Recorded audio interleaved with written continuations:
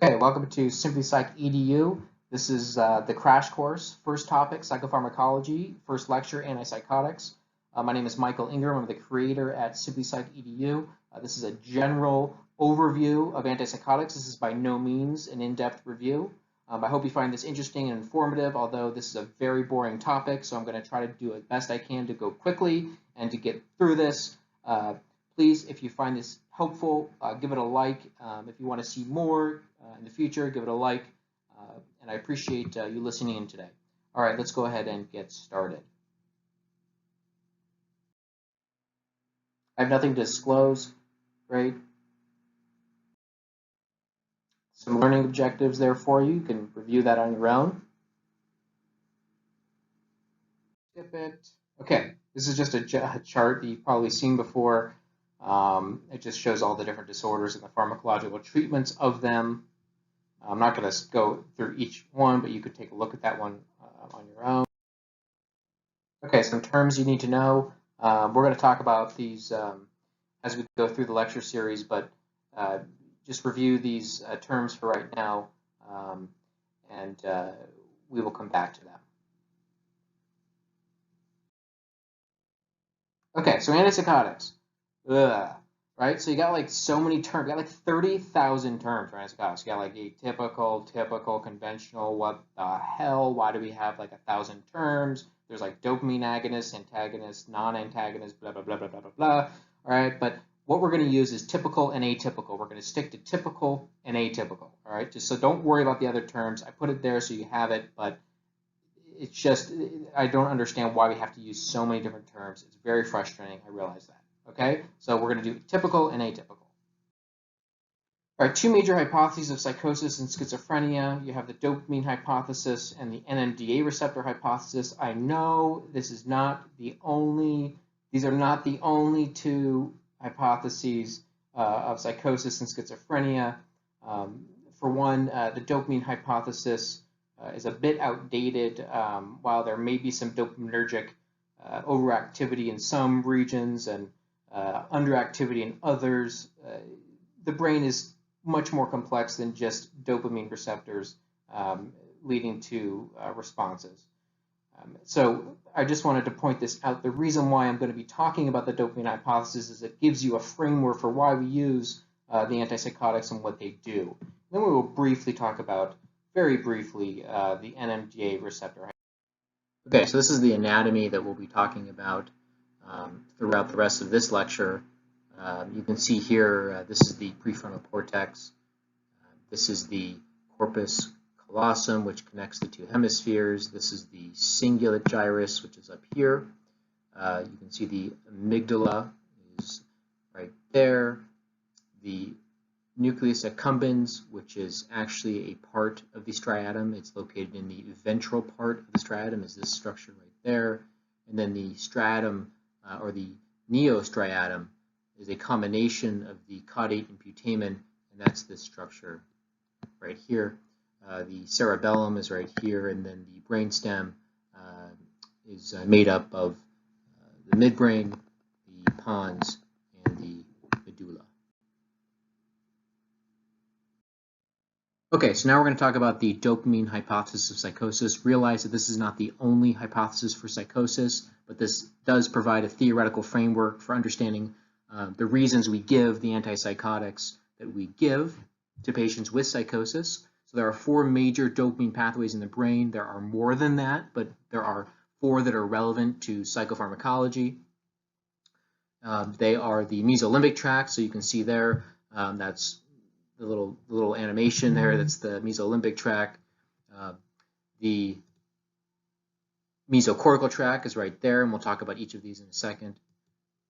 This is the nigrostriatal tract and the tuberoinfundibular tract. Okay, so the mesolimbic tract is a dopamine pathway. It has its dopamine cell bodies located in an area of the midbrain called the ventral tegmental area. You can see that is right here. And the ventral tegmental area projects, or has the cell bodies of the dopamine cell bodies project out to various limbic structures, one of them being the nucleus accumbens.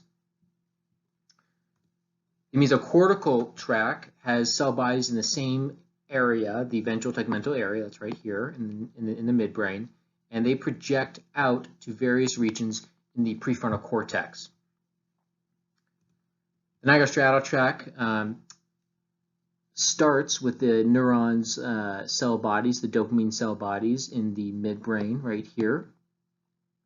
And this particular area right here is called the substantia nigra. You can remember in Parkinson's disease, the substantia nigra has a loss of dopamine neurons, which then leads to the characteristic hypokinetic movement disorder that we see in patients with Parkinson's disease. So this particular tract starts here in the substantia nigra and projects to the striatum, and the striatum again is a combination of the caudate and putamen. And finally, the tuberoinfundibular tract starts in the hypothalamus with neuron cell bodies in the hypothalamus. It projects down. The dopamine does not synapse directly into directly on, the anterior pituitary, but instead releases dopamine into the portal circulation, which then the dopamine then comes down and acts in the anterior pituitary somewhere around there. Okay, so we're going to talk about each tract individually. We're going to start with the mesolimbic tract. Remember, the mesolimbic tract is the dopamine pathway that has its cell bodies starting in the ventral tegmental area in the midbrain and projects to various limbic structures, one of them being the nucleus accumbens, which is right there in purple. We think that too much dopamine in this pathway accounts for the positive symptoms of psychosis, and when we use antipsychotics, we're effectively blocking dopamine in this particular pathway to mitigate those positive symptoms. Dopamine, by the way, DA equals dopamine. So again, too much dopamine in the mesolimbic tract means that we get the positive symptoms of psychosis, which is hallucinations and delusions.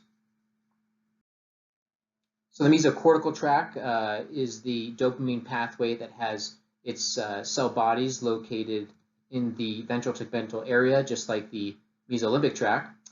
The mesocortical tract projects to the prefrontal cortex, various parts of the prefrontal cortex.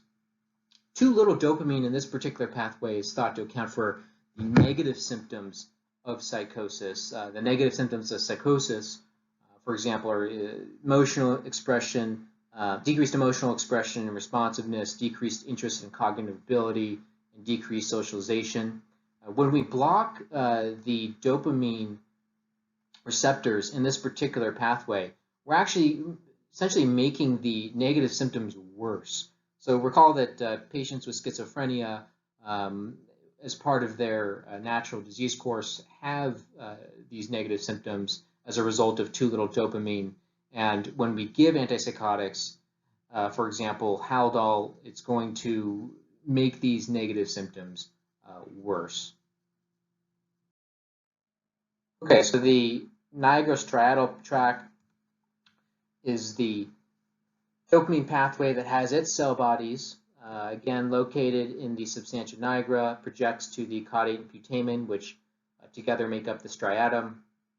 We think that too little dopamine in this particular pathway causes Parkinson's disease, for example, and when we use our antipsychotics and we block the D2 receptors in this pathway, we're essentially giving the patient drug or medication-induced Parkinsonism, which presents itself as stooped posture, shuffling gait, rigidity, the tremor that's very classic in patients with Parkinson features, as well as other extrapyramidal side effects, including acute dystonia, which is involuntary muscle spasms of the tongue, face, neck. Sometimes you can get laryngeal spasms, which are very dangerous. Tardive dyskinesia is sort of the long-term consequence of chronic dopamine blockade, which we will talk about in a few slides. Okay, and the final dopamine pathway that we will talk about is the tuberoinfundibular tract. Again, cell bodies located in the hypothalamus that project down release dopamine into the portal circulation that then interacts with the anterior pituitary. So we know that dopamine, when it acts on the lactotroph cells in the anterior pituitary, what it does is it inhibits the release of prolactin. And so when we use antipsychotics, we actually block the D2 receptors in this particular tract. And what that does is it disinhibits the lactotroph cells, and therefore they release much more prolactin, and you get elevated prolactin levels. So when you get elevated prolactin levels in the blood, in women, you'll see galactorrhea, which is expression of breast milk, menstrual irregularity, you'll get infertility. In men, you'll get galactorrhea, you'll get erectile dysfunction, you'll get visual field abnormalities, headaches, extraocular muscle weakness, and sometimes anterior pituitary problems. Stuff. Okay, D2 blockade summary. So blocking D2 receptors with antipsychotics in the mesolimbic pathway alleviates the positive symptoms of psychosis. Blocking D2 receptors everywhere else accounts for many of the common side effects. This includes worsening of the negative and cognitive symptoms that we see already in schizophrenia. It can, blocking D2 receptors can, specifically in the nigrostriatal tract, lead to extrapyramidal symptoms, and of course, blocking the D2 receptors in the tuberoinfundibular tract will cause an elevation in prolactin. So what makes an antipsychotic conventional or typical, right? So you hear typical, atypical. So what does it mean when we say typical? It's very simple, dopamine blockade, that's it. Okay, so this particular diagram is not my own. This was adapted from Stephen Stahl's textbook, which I think everybody should read. It has really great pictures and diagrams, very well written. But essentially what I'm trying to show here is that with typical antipsychotics, you need at least 80% of your dopamine D2 receptors blocked before you're going to get an antipsychotic effect. Unfortunately, 80% blockade of D2 receptors is also around the threshold for extrapyramidal symptoms and prolactin elevations. And so with typical antipsychotics, there's a very narrow therapeutic window or index. And historically, we used to dose, I didn't do this, but of course I didn't do this, but historically they used to dose patients until they were rigid, essentially, or they were showing Parkinson features. And that's when they knew that they had reached an antipsychotic dose. Okay, so if we're saying that blocking D2 receptors makes an antipsychotic typical, then what makes an antipsychotic atypical, right? I'm sure you're all sitting there really wondering why we call it atypical. And it's basically the addition of serotonin to a receptor blockade. And I will demonstrate in a second through some pictures what happens and why this is considered atypical. Okay, so here is the same picture or same diagram that we saw earlier, but this time it's for atypical antipsychotics. And notice that instead of the 80% blockade needed for an antipsychotic effect that you saw for the typical antipsychotics, it's only 60%. What the hell? Why is it only 60%? Why isn't it 80%? What the hell happened? Right? Okay. I'm sure everybody is just dying to know the answer. Okay. So essentially, I will explain why that is. It comes down to the 5-HT2A receptor. It's part of it. And I have some diagrams, and I'll show you why this is. But essentially, the reason we use atypicals over typicals really is because there's a wider window we call the therapeutic window or therapeutic index with the atypicals. In other words, when we dose atypical antipsychotics, we have some room to work with, right? So we can dose it, up to about right here, and if we accidentally dose it to like right here, then well, hey, at least they don't have extrapyramidal symptoms and prolactin elevations. Whereas before, for the typicals, there was a much narrower difference, or a smaller difference, and because of that smaller difference, you could overshoot the mark very easily, and then you would start seeing the extrapyramidal symptoms. So the reason for this is complicated, but I will show you in some diagrams in a moment. Okay, so this is just basically a table showing you the typical antipsychotics and how we categorize them. We categorize them based on their potency at the D2 receptor. There are 3 categories. There's low potency, medium potency, and high potency. And they're labeled there for you with the generic name and the brand name.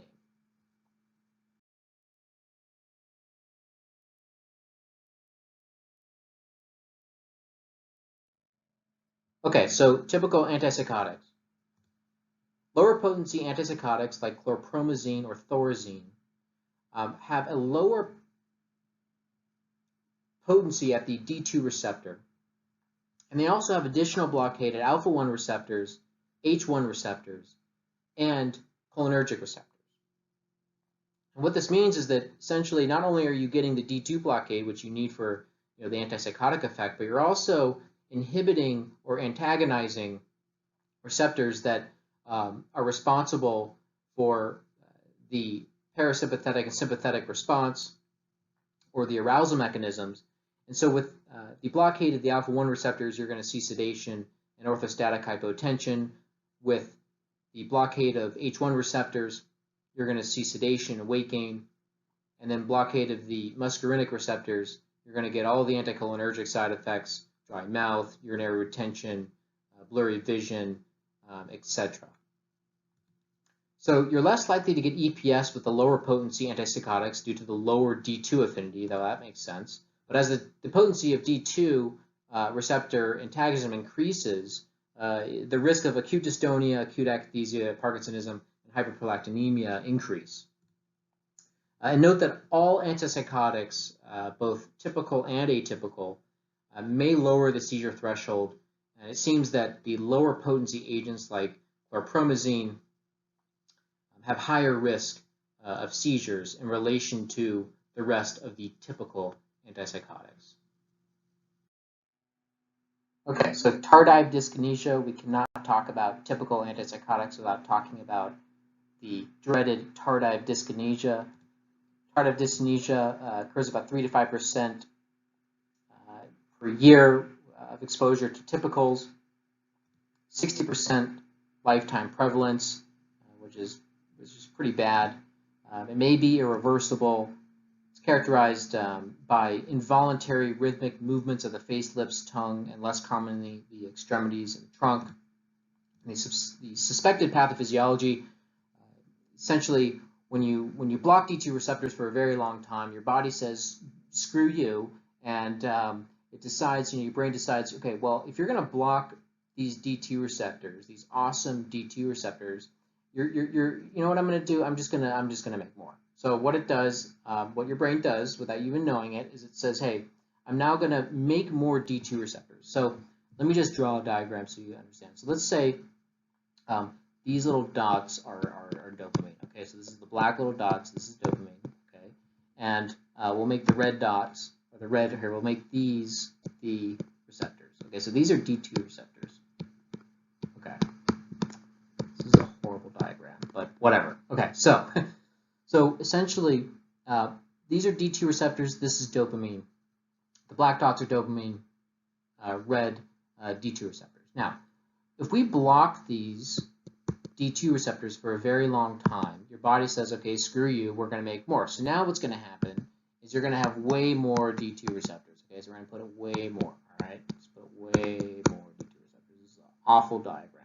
This is a terrible diagram, but whatever. Okay, so you have way more D2 receptors. You can see here, right, all these D2 receptors. And you still have this dopamine that's kind of here, right? So what's basically going to happen is you're going to have a higher chance of the dopamine interacting with the receptor, which means that you're going to be super sensitive to dopamine. And we think that that's what's happening. So we think that With chronic blockade of D2 receptors, you essentially are upregulating your D2, and what that's doing is making you super sensitive to dopamine. And basically what you'll see is essentially a hyperkinetic movement disorder like you'd see in Huntington's disease, where you have these chorea type movements or choreathototic type movements and what have you. So hopefully this sort of makes sense a little bit, but that's an awful diagram. I was never a good artist. Okay. Treatments for tardive dyskinesia, no known cure. You can reduce the dose, discontinue an antipsychotic. You can try switching to an atypical. There's some data that suggests that clozapine may be effective. And then there's some newer agents out, for example, Ingrezza, which is valbenazine, which has been showing some promise for reducing the symptoms of tardive dyskinesia. And just as a brief side note about Ingrezza and tetrabenazine, exactly how it works, I'm just going to really briefly explain it to you, or how they think it works. Tetrabenazine, what it does, it's a VMAT2 inhibitor. So VMAT stands for vesicular monoamine transport. And what the vesicular monoamine transporter does is it sits on the vesicle within the neuron and takes in the monoamines like dopamine and allows dopamine to accumulate in these vesicles so that they can be released into the synapse. So you have these VMAT2 receptors, right, or these transporters sitting on the vesicle. And if you block the neuron's ability to get the dopamine into the vesicle, you're going to have less release into the synapse. And basically that's what tetrabenazine does, okay? In fact, you could use tetrabenazine technically, theoretically, as an antipsychotic. But here's the thing with tetrabenazine. It goes through first pass metabolism and it gets chewed up. It doesn't last very long.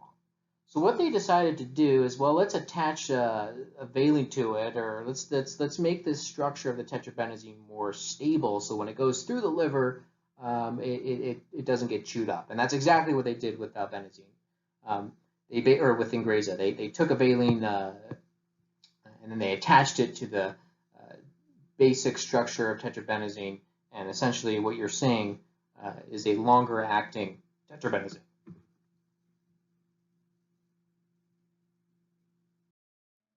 Okay, so this is just a diagram showing the extrapyramidal symptoms and where, physically in the body, you usually see these symptoms. So for akathisia, it's the ants in the pants, right? It's the restlessness. You can't sit still. You're on the inpatient unit. You're seeing your patient. They're like pacing up and down. They're like rocking back and forth. They can't sit still. That's akathisia, whatever.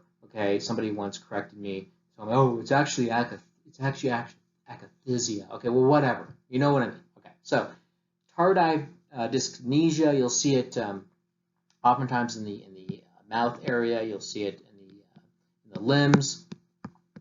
The Parkinson tremor, it's usually a bilateral tremor, which is different than the unilateral pill rolling tremor that you see in primary Parkinson's disease. And then acute dystonia, oftentimes you'll get it in the sort of head and neck axial muscles of the body. Okay, so who's at higher risk of tardive dyskinesia? So elderly patients, patients with underlying neurologic disease, for example, traumatic brain injury, neurocognitive disorders, intellectual disability, postmenopausal females, individuals with a longer duration of exposure. That makes sense, right? The longer that you're exposed to the antipsychotic, the more likely that you're going to get tardive dyskinesia.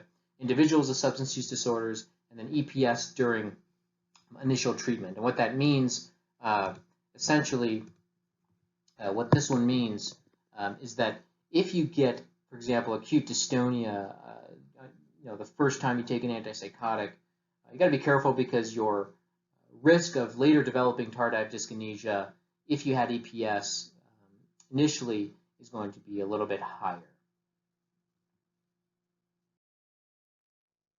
Okay, so managing antipsychotic side effects. For acute dystonia, we use benztropine, which is Cogentin, 1 to 2 milligrams IM, which is intramuscular.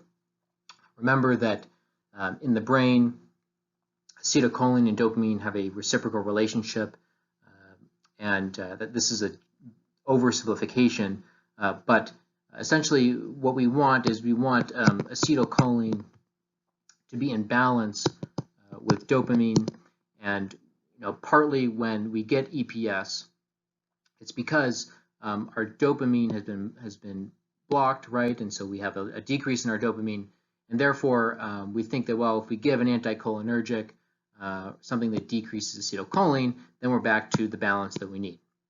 It's an oversimplification, but that's the way you should think about it. Acute akathisia or akathisia, we use propranolol 30 to 90 milligrams, BID or TID dosing. Acute akathisia is essentially the ants in the pants, right? Your patient on the inpatient unit is pacing back and forth. They're rocking in their chair. They can't sit still. It almost looks like an agitation. Parkinsonism. We either reduce the dose of the antipsychotic. If you're using a typical, then switch to an atypical that maybe has decreased potency at the D2 receptor. You can use benztropine or cogentin. Tardive dyskinesia we already talked about. Hyperprolactinemia. If it's symptomatic, then we'll reduce the dose or discontinue. Otherwise, if it's asymptomatic, you just watch it. And then the last thing I wanted to bring up was that when giving an antipsychotic, sometimes you'll see physicians, they'll prescribe an anticholinergic as prophylactically to prevent EPS. Now, I suggest you don't do that, and I suggest you don't do that for a few reasons. One, there's very little data to suggest it does anything. Second thing is, when you're giving an anticholinergic, you're essentially predisposing the patient to cognitive side effects and long-term cognitive dysfunction. And I would argue that if you're worried about EPS, then you should use an agent that either has a decreased potency at the D2 receptor, or you should treat the EPS when it presents. Now, some people would say, well, if you give them the anticholinergic, then they won't get the EPS. Okay, well, that may be true, but then you just got this patient on anticholinergic for a long period of time, and then they're going to be complaining of dry mouth, they're going to be complaining of constipation, they're going to be complaining of cognitive side effects, and not to mention you're sort of masking the problem, if you will, right? So I would recommend not prophylactically using an anticholinergic. Neuroleptic malignant syndrome, something that we all dread, right? Nobody wants to see this, and when you see it, it's awful. So NMS, usually from typical antipsychotics, but you can see this in atypicals. You can also see it from the rapid withdrawal of a dopaminergic agent, for example, L-DOPA. 15% mortality in well-managed cases. The signs and symptoms, you get confusion, altered mental status, essentially delirium. You'll get muscle rigidity, hyperthermia and fever. You'll get CPK elevations, and we're not talking about a little bit of rhabdo. We're not talking about 2,000, a CPK in the 2,000. We're talking about CPKs in tens of thousands. You'll get seizures. You can get acute renal failure. You get acute renal failure from the myoglobinuria. The treatment usually is supportive, but you can try dantrolene. Dantrolene acts on the ranitidine receptor, and it is a muscle excitation contraction decoupler. So you're essentially paralyzing the patient. Bromocriptine is a dopamine agonist. If you're blocking dopamine, maybe you can give some of it back. Fluids, cooling. It's important to note that sometimes you'll see people using, or physicians using acetaminophen for the fever. Unfortunately, the fever that you see in NMS is a result of muscle overactivity. It is not a result of hypothalamic dysfunction. And so the acetaminophen acts on the hypothalamus to reset the temperature, the body's temperature set point, right? So using acetaminophen is really not going to do anything. If anything, you're just going to give them liver problems. Okay, so atypical antipsychotics, how do we categorize or classify the atypical antipsychotics? We classify them based on whether or not they're in the clozapine family or the pines. The risperidone family, or the dones, and then the rest. And then basically the rest are essentially partial dopamine agonists.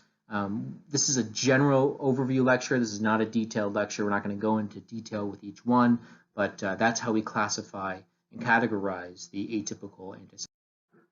Okay, so atypical antipsychotics, what makes these agents atypical?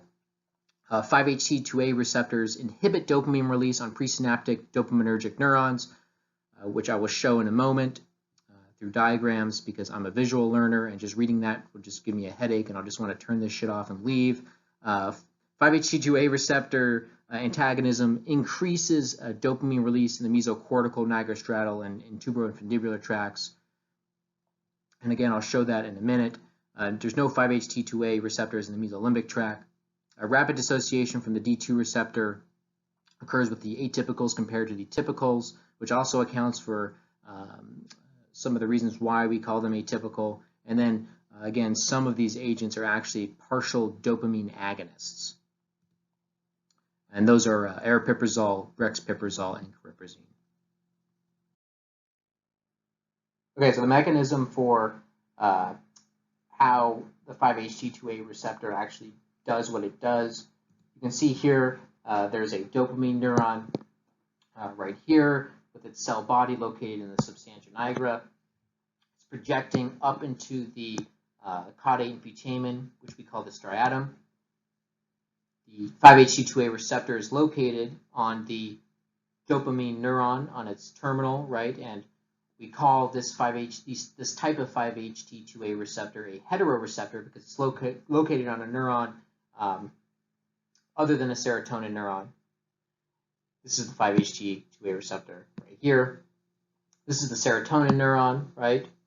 Serotonin neuron in the dorsal and the raphe nucleus of the brainstem projects up. Synapses on the dopamine neuron. You have the D2 receptors over here, the postsynaptic D2 receptors with dopamine sitting there nicely in the receptor. Okay, so you just saw that the serotonin, when it binds to the 5-HT2A receptor, essentially what it does is it inhibits the release of dopamine from the dopamine neuron, and so essentially what you'll get is no dopamine. Okay, so when 5-HT2A receptors on dopamine neurons are stimulated, they actually inhibit dopamine release. All right. Now,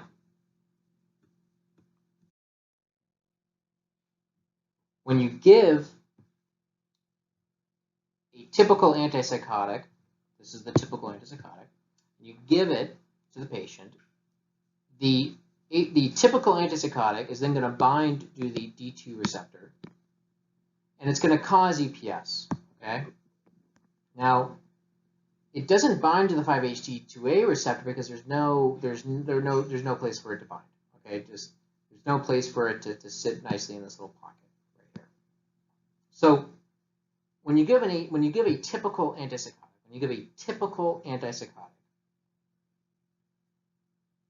remember that 80% of the D2 receptors need to be blocked in order to get a therapeutic effect. But unfortunately, also around 80% D2 blockade is where you get EPS. Now, typical antipsychotics don't have 5-HT2A receptor antagonism as part of their mechanism. But atypical antipsychotics do.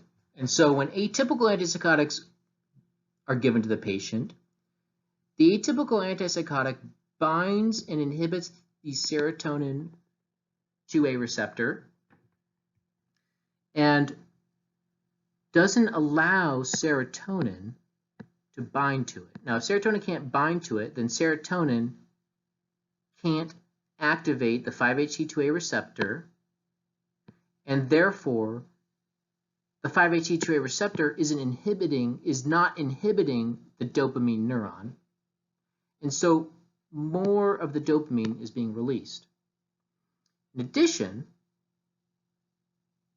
the D2 receptors are also still being blocked, but not all of them. See how this one isn't and this one isn't? Well, those aren't blocked because you have now more dopamine to compete with the atypical antipsychotic. And so what you're going to see is minimal extrapyramidal side effects. And that also is the reason why, when you look at the graphs that we discussed, that for atypicals, it's only 60%. Because there's not all of the dopamine receptors are being blocked here, because you still have some dopamine available to compete with it. So instead of being 80%, you only need 60%. Okay, so in summary, what makes an atypical antipsychotic atypical? Less EPS and tardive dyskinesia, less prolactin elevation, and theoretically less negative symptoms, but you get more metabolic side effects, more sedation, and more orthostasis. Okay, so atypical antipsychotics. We choose atypical antipsychotics based on side effect profiles and individual preferences. Clozapine has been shown to specifically reduce criminal behavior, violence, and suicide among individuals with schizophrenia spectrum disorders. Not really sure why I put that in there. I think it was from a previous lecture, and I think I just forgot to take it out, but it is still true. So go ahead and just remember that really random fact. Can't talk about antipsychotics without commenting on the CATIE trial. The CATIE trial was designed to compare various antipsychotics in a real-world setting. The primary outcome was not efficacy. The primary outcome was time until a switch in medication. So there were individual differences in terms of the response and side effects, but the most prominent finding of the CATIE study was the high all-cause continuation rate, which was 74% for all of the antipsychotic medications by 18 months. Among the atypicals, time to discontinuation was significantly longer for patients treated with olanzapine when compared to patients on risperidone and quetiapine. During the CATIE study, olanzapine was associated with greater weight gain and increases in measures of glucose and lipid metabolism. And then patients in the olanzapine group gained more weight than patients in any other group, with an average weight gain of 2 pounds per month. 30% of patients in the olanzapine group gained 7% or more of their baseline body weight.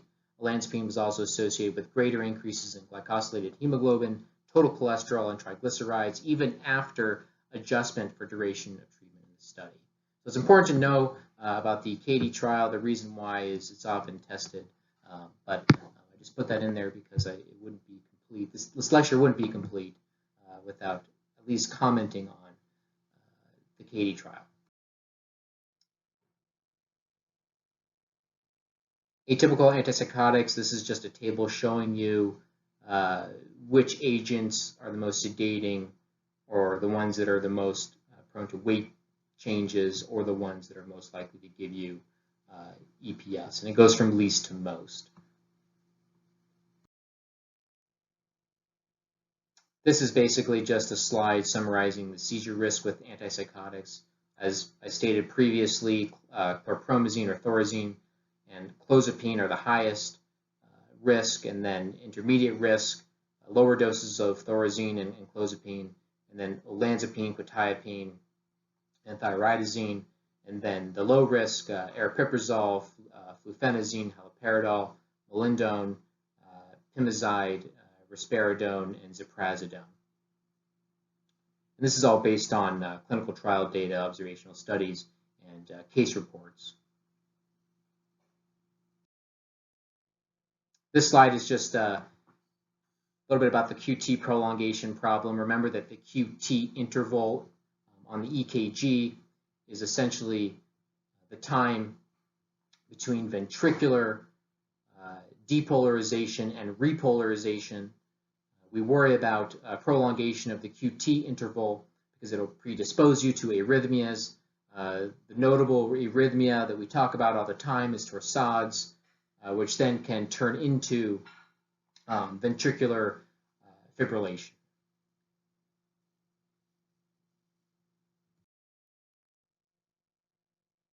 Just a note on NMDA receptor hypothesis briefly. So basically, talked all about dopamine, but that's an oversimplification. Where did this NMDA receptor hypothesis come from?